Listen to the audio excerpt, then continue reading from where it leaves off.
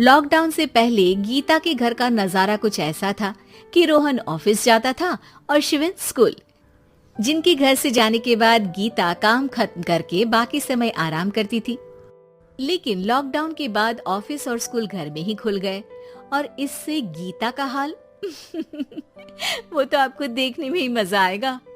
शिविन, ओ शिविन, महाराज उठने के लिए क्या 21 तोपों की सलामी लेंगे? अरे बिस्तर से बाहर निकल, ऑनलाइन क्लास स्टार्ट होने वाली है। अरे तुम भी हद करती हो, स्पीकर की तरह चिल्लाने की क्या जरूरत है? दिख नहीं रहा मेरी कॉन्फ्रेंस चल रही है। अब कैमरा और स्पीकर ऑन कर रहा हूँ, मुझे कोई शोर नहीं चाहिए। इस पर जैसे ही रोहन लैपटॉप का कैमरा और स्पीकर ऑन करता है तभी कुकर की सीटी बजती है। करा लो अब इसे चुप। लॉकडाउन नहीं हुआ, मेरी मौत का फरमान जारी हो गया। दोनों बाप बेटे ने नाक में दम किया हुआ है। ऐसा बोलकर गीता वहां से शिविन के कमरे में पहुंच जाती है, जहां शिविन अभी भी सो रहा होता है। ओ आलसी, अब अगर 5 मिनट में नहीं उठाना तो आज तेरा गेम और यूट्यूब कैंसिल। माँ की बात सुनकर शिविन बिना 1 मिनट गंवाए उठ खड़ा होता है। उठ गया, अभी नहाकर भी आता हूँ। ये नाटक कहीं और, मुंह पर गीला कपड़ा मार और पढ़ने बैठ। शिविन की ऑनलाइन क्लास स्टार्ट हो जाती है, जिस पर गीता उसे वहां बिठाकर रसोई में चली जाती है। थोड़ी देर में उसे कमरे से कुछ आवाज सुनाई देती है, जिसे सुनकर वो कमरे में वापस आती है। हाय राम, तुझे क्लास अटेंड करने के लिए बोला था, कैमरा ऑफ करके बिस्तर पर नाचने के लिए नहीं बोला था। मम्मी मुझे कुछ समझ नहीं आ रहा, आप बाद में पढ़ा देना ना, वैसे भी अटेंडेंस तो लगी गई है। हाँ बेटा, जरूर बन जा, तू अभी से हम सबका बाप बन जा।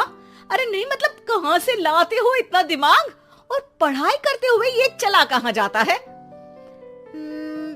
नाइस क्वेश्चन, दिमाग से पूछकर बता दूंगा।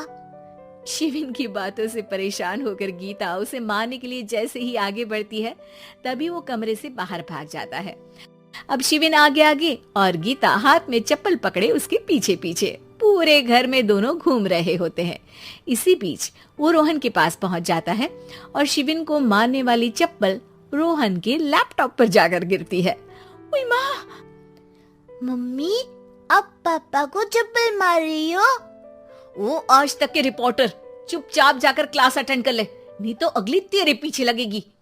इस पर शिविन वहां से चला जाता है, जिसके बाद रोहन गीता से कहता है, इस सर्कस के लिए कुछ बोलना चाहोगी? अरे क्या करूं, जब से तुम दोनों घर में रहने लगे हो, घर अपने आप ही सर्कस बन गया है और मैं तुम्हारी नौकर। कभी बेटी को संभालो तो कभी बाप के नखरे उठाओ। इन्हीं सब उथल पुथल में दिन बीतते रहते हैं, जिसमें हर रोज घर के अंदर कुछ नया सियप्पा खड़ा मिलता है, जो ज्यादातर शिविन और रोहन के ऑनलाइन स्कूल और ऑफिस से रिलेटेड ही होता है। एक सुबह, शिविन चलो उठ, आज की क्लास जल्दी है। कैमरा ऑफ करके आप अटेंड कर लो। अरे ऐसे छित्तर पड़ेंगे, दादी नानी सब एक साथ याद आ जाएंगी। गीता की लाख मशक्कतों के बाद क्लास तो खत्म हो जाती है, लेकिन उसके बाद शिविन फोन इस्तेमाल करते हुए इंस्टाग्राम रील बनाने लगता है। रसोड़े में कौन था? तुम थी, मैं थी, कौन था? हाँ, मैं गरीब हूँ। अरे ओ गरीब के बेटे, आजा, मैं बनाती हूँ तुझे गरीब। मैं बताती हूँ रसोड़े में कौन था। पढ़ाई करने बोलो तो इनकी माँ मर जाती है, और ये पागलपंतियां जितनी मर्जी करा लो।